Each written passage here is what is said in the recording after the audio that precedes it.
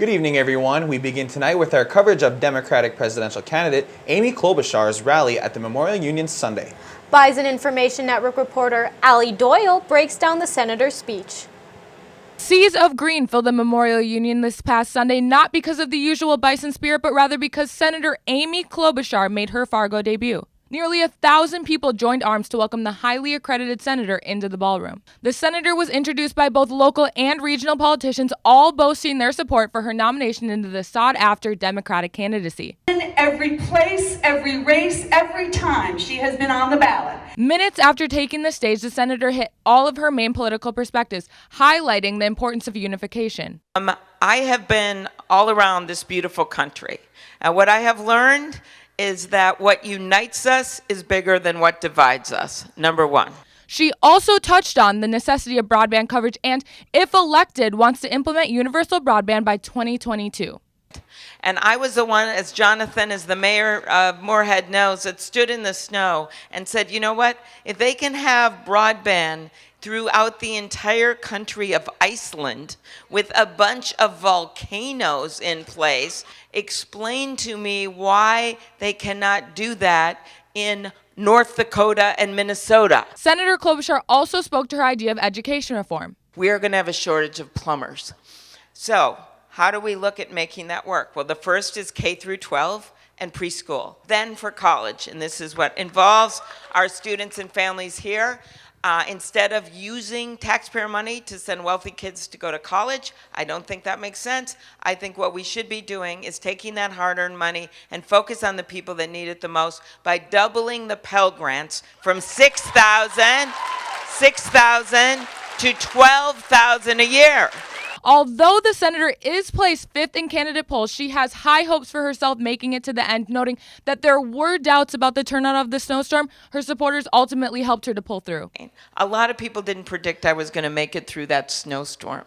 When I did that announcement, they didn't. The pundits were saying, I don't know, she's going to have to take it inside. No one will come. We had 9,000 people out there. They had 4 inches of snow on their head. With her growing number of supporters in tow, Klobuchar feels prepared to take on fellow Democratic nominees Joe Biden, Pete Buttigieg, and Bernie Sanders. However, only time will tell. It's not because I don't admire some of the work that Bernie has done and his advocacy. I do. But I want to have someone heading up this ticket that's going to bring people with her. The 11th Democratic primary is in Phoenix on March 15th, but the fate of Klobuchar's presidential campaign lies in the polls for the upcoming Democratic National Convention in July. Allie Doyle, Bison Information Network News. Klobuchar will also take part in Super Tuesday, where candidates can earn more delegates to the nominating conventions than any other day. As we mentioned, hundreds flooded the Great Plains Ballroom, and many of whom got there early. This is video of the line at about 10:15 a.m., wrapped around the corner almost to our studios. Klobuchar's campaign color, bright green, could also be seen throughout the room. The senator's supporters came into the event feeling confident of her intentions to come to Fargo. I mean, you can see the sign behind us. This isn't flyover country. Amy understands that the Midwest is not flyover country, and I think it goes to show she's here today. That means that she actually cares about this area in the Midwest and all the people that are within it. An all-Democrat crowd. A small part of those in attendance were... What's going on? It's the teleprompter's not moving. Chances were either on the fence I like politically. to listen to what the other side has to say. And, you know, I don't want to shut it out immediately, and so I'm willing and open to hear what she has to say. Yeah. The teleprompter's behind. Klobuchar's speech targeted a variety of issues. Now let's take a look at the weather for the Fargo-Moorhead area this week. This is video of our Administration Avenue Tower camera this afternoon. We had some light snowfall around campus today, but nothing too major. Yesterday we had some snowfall in the morning, but it only ended up being 1/10 of an inch. We topped out nearly 20 degrees today, and overnight temperatures won't fall too far behind, and winds will be very calm. Over now to our 7-day forecast, we'll continue to see temperatures at much more pleasant levels. A few clouds and a high in the upper 20s are expected for tomorrow. In the weekend, we'll see yet another big warm-up. Projected highs of 36 degrees are in the forecast for Saturday and Sunday. Cloudy skies are expected for Sunday. The warming trend continues into the start of next week with partly cloudy skies and high temperatures near freezing, but some slightly cooler weather is expected by the end of next week. Up next on Bison Information Network News, we have a talk with a state health professional on facts concerning the coronavirus. Plus, we highlight a chilling Greek life charity event on campus. With talks surrounding the coronavirus reaching new highs, some misinformation may be spread. I talked with a North Dakota health professional for some clarification surrounding the illness. Virus disease 2019, or COVID-19, is dominating the news. Over 82,000 people have been infected globally. But how much should the U.S. and more locally, North Dakota, worry about the coronavirus? It's novel, and when you have a novel disease, it's unknown, never been seen before, and people are afraid of the unknown. That's Brenton Niesemeyer, an epidemiologist with the North Dakota Health Department. An epidemiologist is someone who studies disease trends. We look at the population, we look at diseases in the community, and we look how they're spreading. We sometimes do interviews and see who they've been exposed to, contacts, and just try to figure out the root cause of where a disease started. So what has been noticed by COVID-19 so far? It's a rapidly evolving situation. Every day something new is coming up, and that's kind of what I've been noticing is that, so much is unknown, and that kind of causes a panic in some sort. But it's just such a new thing that with the advent of social media and media at the tip of our fingers, it's really kind of one of the first pandemics or first epidemics that we've had in the new digital age. Currently in North Dakota, there are 8 people being monitored for the coronavirus. But what is the difference between being monitored and being an official case? What we have is we have 3 designations in North Dakota. We have cases in which they're confirmed cases, they're laboratory positive, and we've had 0 of those in North Dakota. We have persons under investigation, which are persons who traveled to the Hebei province or persons who had direct contact with a confirmed case of coronavirus, and we've had 0 of those as well. And then we have people who are monitoring. These are people who had traveled to China who have some sort of risk because they went to China either through the new year or they had just traveled there for a vacation. And currently we've monitoring 8, and 6 people have finished monitoring. And generally these people are asymptomatic. All these people that we have monitored in North Dakota haven't had any symptoms. We're just doing additional follow-up just because we're just trying to ensure that we don't have community spread of coronavirus if symptoms were to develop later. We are still very low risk. We're not seeing active transmission within the United States. We don't want people to be afraid. We want people to continue their normal day-to-day activities. Currently, the greater danger to North Dakota and the U.S. is influenza. Last year, we reported over 1,000 new cases of flu from the previous week in North Dakota, which is our highest yet this season. So flu is still very widespread. Minnesota reported their 2nd pediatric death. South Dakota reported their 1st pediatric death. And when you're talking about flu and pediatric deaths, it's just disheartening. It's 100% preventable. It's too bad that something that is so actively circulating is kind of being put on the back burner due to coronavirus. And yeah, we should just be more worried about flu at this time. Remember to get vaccinated this flu season and keep an eye out for any updates regarding the coronavirus. Lindsay Iverson, Bison Information Network News. For more information can be found you can go to the North Dakota Department of Health's website. NDSU Greek Life members are back outside braving the elements to raise funds for a good cause. It's called Freeze-a-thon. Members are standing outside the Memorial Union at the corner of University Drive and 12th Avenue North, collecting donations. They're raising money for Down Home, who provides services for homeless transitioning into the houses.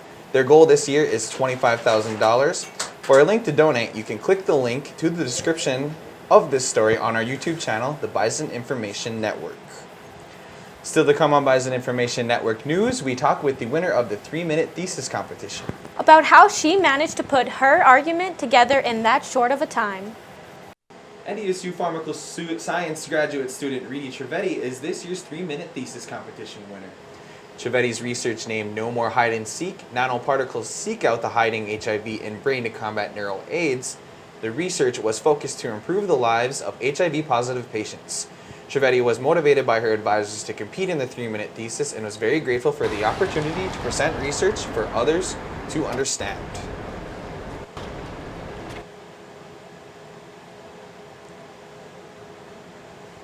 I wasn't very confident at first, but I had participated in the graduate research symposium where the judges had motivated me to participate.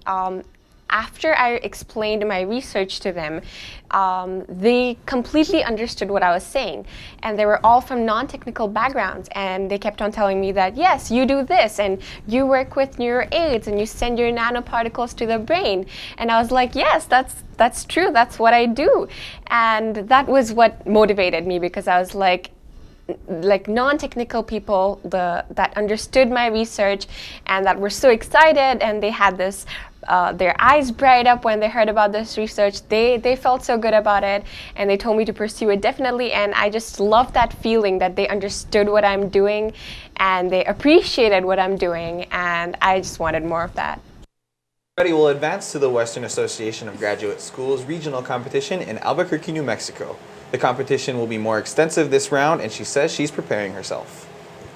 NDSU dining centers are continuing to host cooking classes through the end of this semester. There are 2 sessions coming up in March. The Union Dining Center will host Eggs 3 Ways on March 10th. Build Your Own Cookie Dough will be held at West Dining Center on March 26th. Both sessions do not have a scheduled time and both cost $10 for the public to attend. However, students with meal plans do not need to pay anything out of pocket for these demos.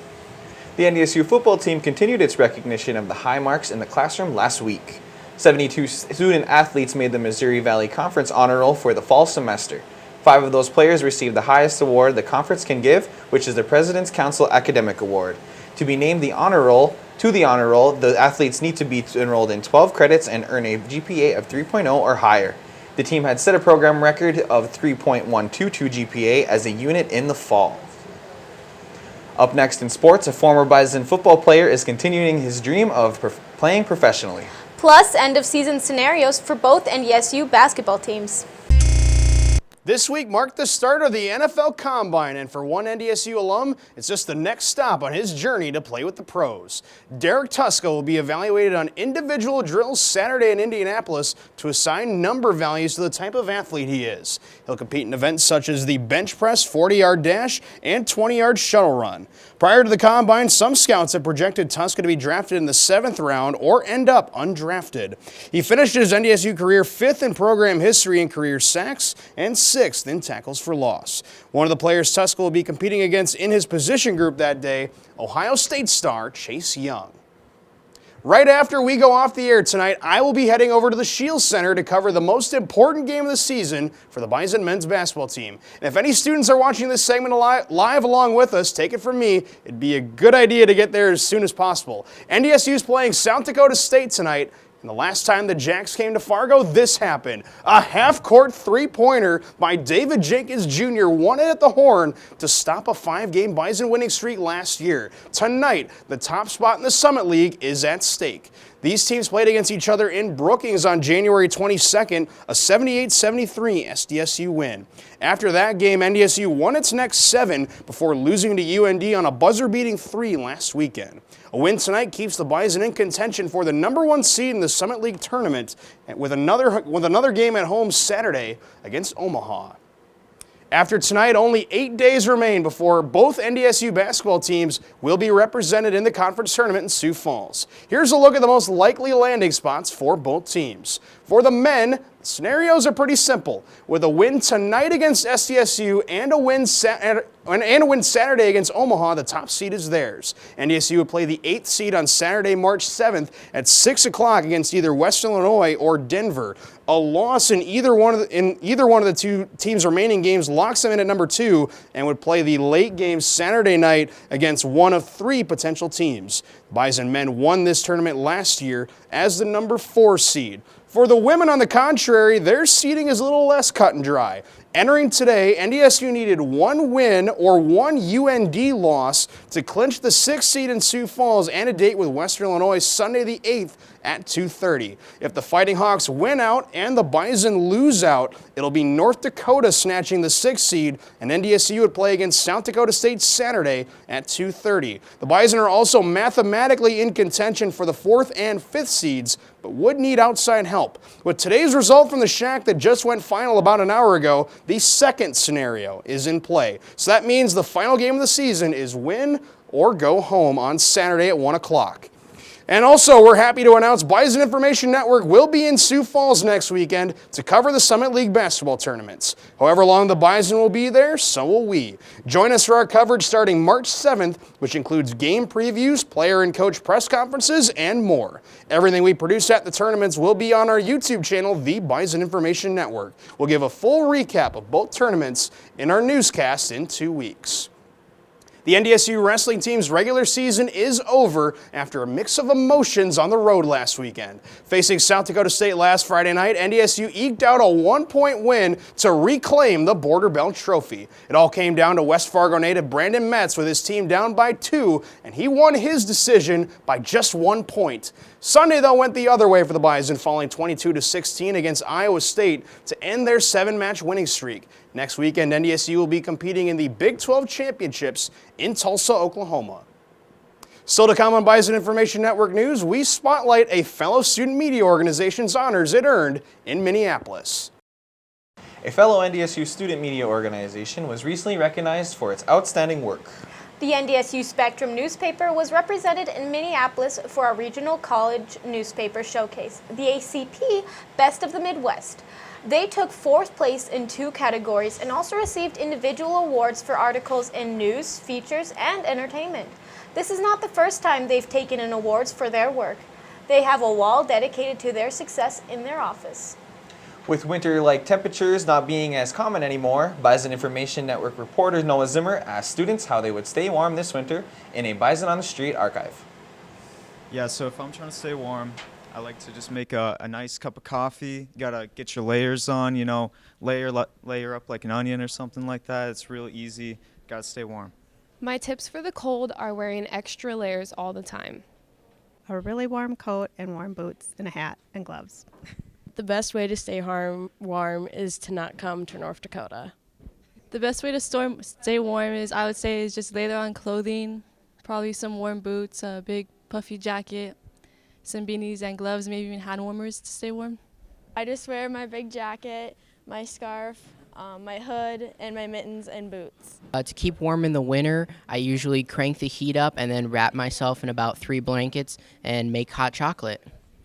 All right, I stay warm by always wearing my hat, having my coffee, and my coat. The days where we don't need that stuff anymore, but I also will say I'm suffering a little bit right now. I lost one of my gloves somewhere. I don't know where it went. So I have one glove at the moment. I need to buy another pair. I'm going to be cold, at least in my hands. Well, if we are being honest about gloves, I haven't had a pair all year, so I've just been using my pockets lately. Yeah, that doesn't sound very. I don't like that. I don't like that you said that. I feel bad for you. I mean, I can't fault Tristan. I've done exactly the same. I've been told to get gloves, but it's just a lot. I forget in the morning. We'll save it for next year. Yeah, for sure. Now let's take a look at one last weather for the upcoming week. We'll be warming back up into the upper 20s tomorrow, and some sunshine will return. We'll see high temperatures into the mid-30s this weekend, but Sunday looks to be more cloudy than Saturday. The warm-up trend will continue into the start of the next school week, along with more sunshine. By the time Wednesday and Thursday come around, however, the single-digit lows may be making a return. The end of that I don't like, but the weekend is, again, gorgeous, just like last weekend. But I mean, it's not going to be as sunny as you said. That's a little bit of a damper, but It's hard when you get these lovely, beautiful, warm weekends, and then you Yeah. have to go back into the week, and Right. it's back in the cold. I still am excited At to least break at out the end of my. next week we'll be experiencing that, but yeah. Yeah, I'm still excited to Hopefully- bring out my Yeah. light jackets for sure. Hopefully, it'll be all over soon. Well, thanks for watching this edition of Bison Information Network News. More content is available on our YouTube channel, the Bison Information Network. From all of us, we hope you have a wonderful rest of your evening.